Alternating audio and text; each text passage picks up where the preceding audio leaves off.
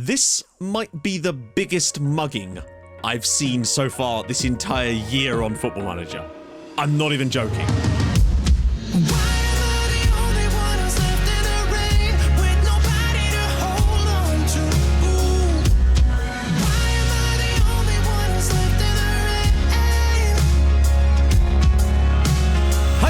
And welcome back to another episode of Rebuilding Bolton. If you're still enjoying it, drop a like. That would be most delightful. So, 6 points from 6 games. We've lost 4 of our opening 6, but we have had some very difficult games in there.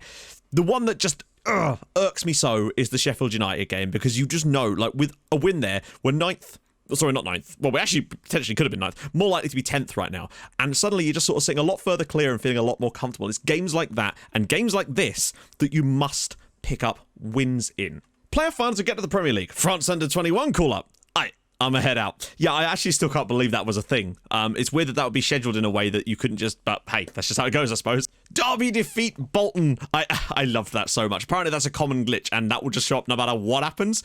Still funny though. Check out the guy that had 40 goals in the championship. Maybe he can give some competition to Tamanushkov. Okay, so this is something that happens every time we have a save like this, where you get a player for an AI team that will do something like this, and then you actually look at them a bit deeper and realize they're not actually that good. So this is Arvin Apai. I haven't even properly scouted him.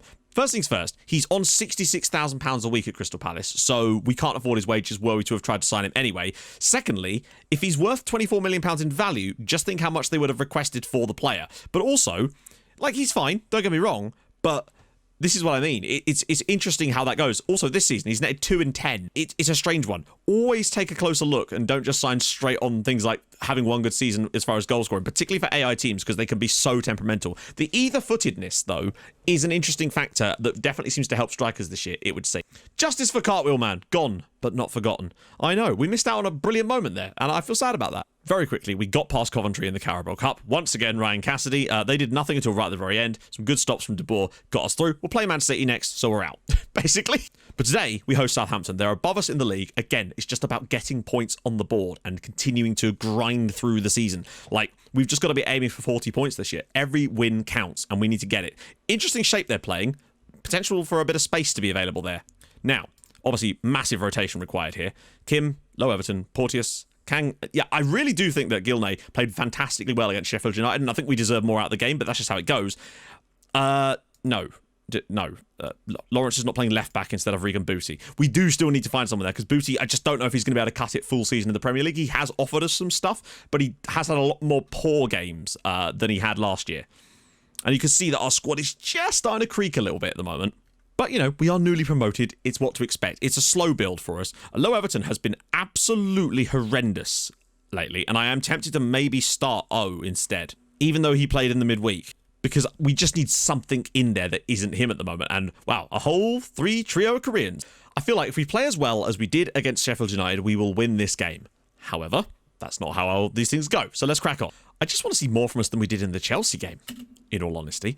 I know that obviously Chelsea is a tough game to go, but there was just a real lack of any kind of desire to win the ball, basically. It feels like the Sheffield United game really did harm our confidence a lot, and we're going to have to get back to that today.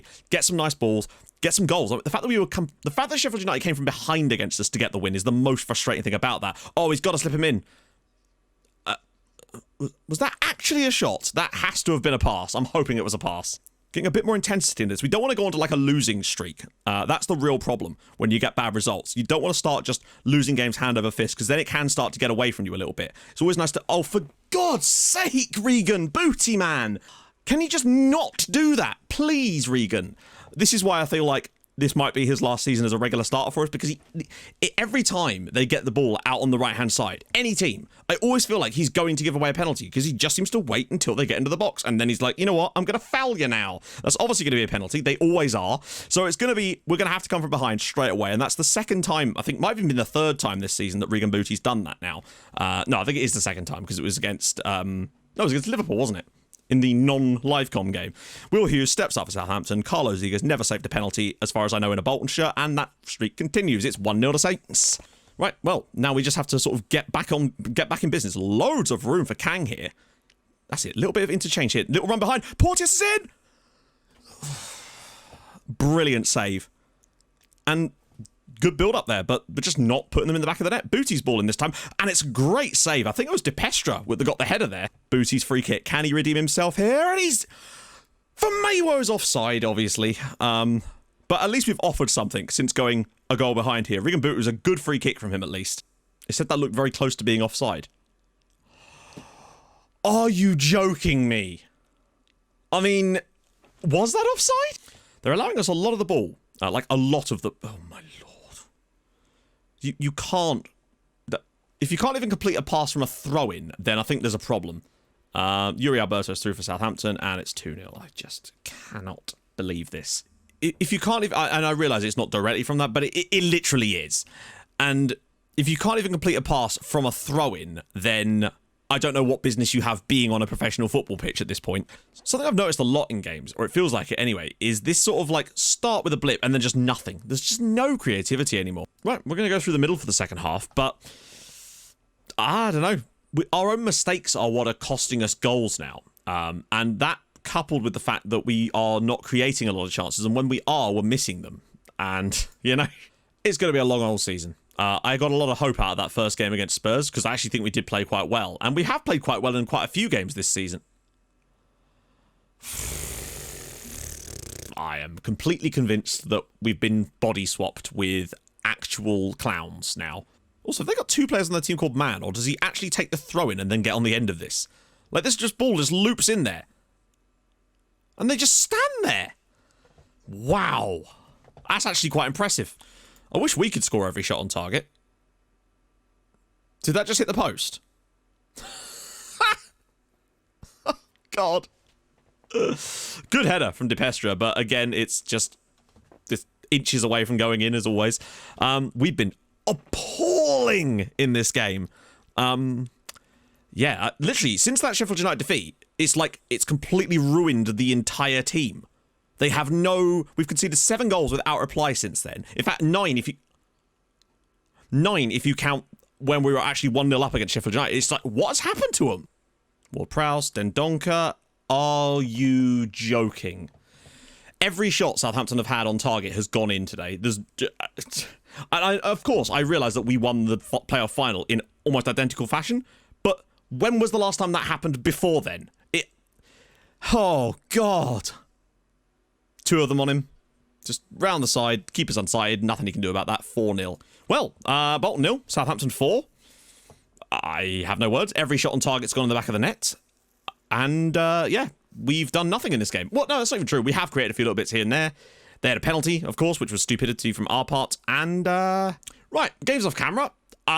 Just try to keep it in the single digits, eh, chaps, if we could. Back in a minute. Don't know what game we're going to do. Right then, we're back. And, thank God, we managed to get ourselves a victory. Gilney's ball over the top.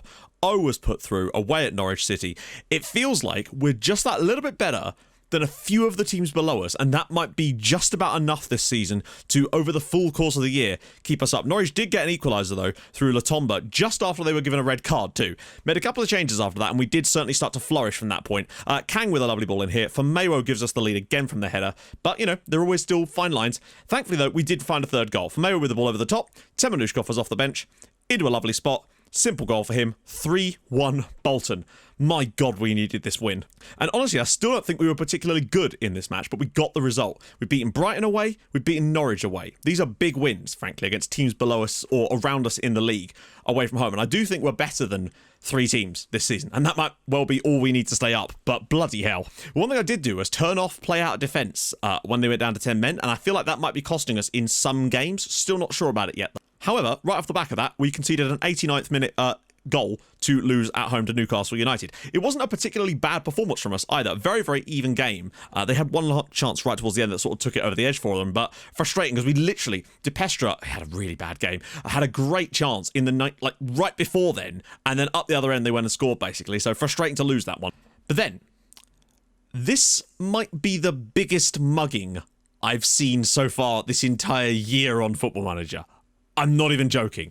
I decided it was about time that we actually started to pay attention a bit more to some of our set-piece situation, because I kind of just set and forget it. So I've been doing some work with a stream viewer, Holofab, massive shout out to you, to try to work on some ideas that we can maybe implement into our other sort of set pieces. And I don't know if this is actually because of that, because it's the first time I've actually really seen us do this. But Regan Booty, with the long throws seem to be completely different this year. Goalkeeper does actually come out and gets caught under it, and Gilney is able to give us the lead at the Emirates. We then conceded a dumb penalty. Still don't know why. It was a corner, and then the penalty was just given to make it Arsenal 1, Bolton 1. But we scored our only shot of the match with a 0.03 XG. That is insane levels of muggery there, and it does kind of make up for some of the other things that have gone against us this year, particularly away at Arsenal of all teams. So a huge point for us there. But then we were knocked out of the Carabao Cup by Manchester City. Not going to go through all the goals in this one. They scored they even scored our goal. They've got an insanely stacked team. Esposito came off the bench for a brace. I mean, you know, what were we expecting against Man City? So we are out, but we got further than I expected. So league-wise, we're 14th. 10 points from 10 games. I mean, the downside is, though, we are only now 2 points above the relegation zone, despite the win against Norwich and the draw away at Arsenal. The key thing for me is that getting a point against Newcastle would have just been a nice little touch. Or even if we scored the goal and actually won that game. We're still right in there, though, and the key thing, like I said, is we're not in the relegation zone. I think we're better than Brighton and Norwich, if I'm honest. I really, really do. We've beaten them both away from home. West Ham are struggling beyond belief this year and look destined for the drop as well. Burnley down there, Sheffield United as well. I think they were extremely fortunate to beat us. And I do still believe that there's enough teams down there that are worse than us this season that should enable us, if we could just pick up a few more victories over the course of the year, to actually stay up. But, you know, these things change a lot. At home against Everton, we are going to move to the one that's got the slightly different set pieces involved today. I haven't really seen the only thing I've really seen from a set piece since we've switched over to some slightly different approaches is that one from the throne, and that may not have even been part of it, but given that we don't really normally use long throws, I'm guessing that it might well have been. But yeah, I mean, there's nobody standing out as playing well at the moment, that's for sure. O's only just come back from fitness, so I'm still going to start him, because Low Everton has shown me nothing this year. He might be one of our worst performers of the entire team, quite frankly. Lawrence to definitely not play left back today. Booty will come back in. And I think that's what we're going to have to go with. So, the bench will be Lost at Critchlow Noble, Low Everton, Temenushkov, Good, Lawrence and Valles. There was a great chance as well in the Newcastle game for Kim, where he went through classic Temenushkov situation, and he just tried to bend it, and it just didn't curl back enough. And that possibly could have been a big changing moment for that game as well. We just need something special here. And I'm concerned this could just easily turn into another one of those Southampton games if it starts to go wrong. Like, if you'd have asked me if I would have settled for 4 points from Norwich, Newcastle and Arsenal, I would have absolutely taken it. I just would not have expected the point part to come from the Arsenal game. I would have thought that we'd have drawn at home against Newcastle or something. We must pick up points in these sort of games. Those 4 straight home defeats have really irked me. Oh, Lord. Passing like that don't help. I'm going to be honest with you. He's offside, thank God. But it seems to have settled into a very familiar pattern with us, just not able to... There we go, finally! A bit of aggression from one of our strikers, as Kim is going to give him... he's not going to be able to get the shot in, I don't think. It's a bit of a tight angle, but he might be able to at least play it to someone else. Okay, we've got men forward. Do not waste this opportunity. Booty's ball in, and it's going to be an attack, and Everton are going... Oh, what on earth? Considering I've not changed much tactically, we do seem to play very differently at the moment, and... Simple ball through for Richarlison, and what a stop from Ziga. That is unbelievable goalkeeping. But our passing just isn't there at the moment. We're just refusing to play the right pass most of the time, or play a pass at all. Back post from Arancha. This just feels like it's going to be slowly but surely Everton 3-0 probably. We've got that kind of written all over it at the moment. The efficacy, as much as we did, of course, score the goal against Arsenal, and now we're going to end up conceding off of one, aren't we? As Pippi smashes it wide, but we look very vulnerable. I guess that's what happens when you bring a lot of players forward. I mean, same old story. It's a team devoid of any creativity or attacking threat. I'm going to turn off playing out of defence for the second half. The fact that we're still at 0-0 is an extremely fortuitous position to be in, and I would obviously take a draw were we to get it. But I want to just see if we can get that ball forward a little bit quicker, and we just don't have the patience and the quality to build up the way we were before, and maybe we do just need to rely on a few little bits of playing percentages, so to speak. Oh, wow. Whoa. I'm going to bring on Temenushkov, just because I want to see if he does give us anything different as far as being a striker goes. Because Kim's been there today, I suppose, and Bay... Oh, that is so simple. Wow. Cleared again. I would love a 0-0 here against Everton, quite frankly. That would be a very good result given the way we've played, and we've immediately gone and lost it. Okay, cool. Alex Iwobi with his 4th goal of the year. Not bad record for Alex Iwobi, to be fair. We are shit. Good. I mean, I say good clearance. It's not really a good clearance, is it, from Lacazette Roche? Nobody marks Iwobi. He just... Wow. Oh, dearie me. It's bad, isn't it? But what I would say, as far as Okay, cool. As far as like the balancing of FM21 this year, it does at least feel a little bit more like we actually are a newly promoted side. I've felt that last year particularly, you could just rise up straight out of the championship and finish like nearly top half without much effort at all. And it does feel at least that there's a little bit more difficulty. Now, of course, it could be because of the tactics we're playing. Again, just allowing people to chill in the middle of our penalty area. That's a side issue. But yeah, honestly, a slab of concrete would have been more creative than us in not just this game, but most of the games we've played. Even the game we won against Norwich, we were very fortunate to get 3 goals out of that. It just happened with the 10 men situation. I don't know how Lacazette Roche's managed to get away with a 7 out of that game, but we are not good at the moment. 17th, I'd bite your hand off at this point with 17th, because I do still feel like, despite the fact that Sheffield United, they got a draw in the end against West Ham, they do feel like comfortably the worst 2 teams in this league, and we still lost to one of them at home, remember. But we did play actually very well in that game, which gives me an idea of where we are. There's a lot of red. There's going to be a lot of red this year. That much we know. And that red is only going to continue as we start next episode at home against Manchester City. And then it's not easy after that as well. Going away to Wolves, they're a good side still, even though they're a bit down there at the moment. At home against Leicester, they're a good side. Right, this is where things start to get a bit more interesting for us. This month of December is absolutely crucial. Home to Bournemouth, home to Leeds.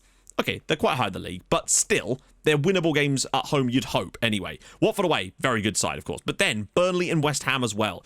There needs to be wins in December. That's the real task for us, to stay in touch until December, and then hopefully pick up some wins over the Christmas period to just keep ourselves clinging on. So when we go to the new year against Spurs, Liverpool, United, and the reversal fixtures, particularly this one and this one and this one here.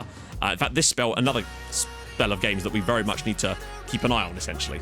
So, if you've enjoyed this, and I hope you have, drop a like. That'd be lovely. If you're new to the channel, subscribe. That'd be sick as well. I stream on Twitch Tuesdays, Thursdays, and at the weekend, so go follow there too. And I'll see you guys tomorrow, where Manchester City are going to make me wish I wasn't born. Thank you for watching. Hold your gun. Capybara. Bye-bye.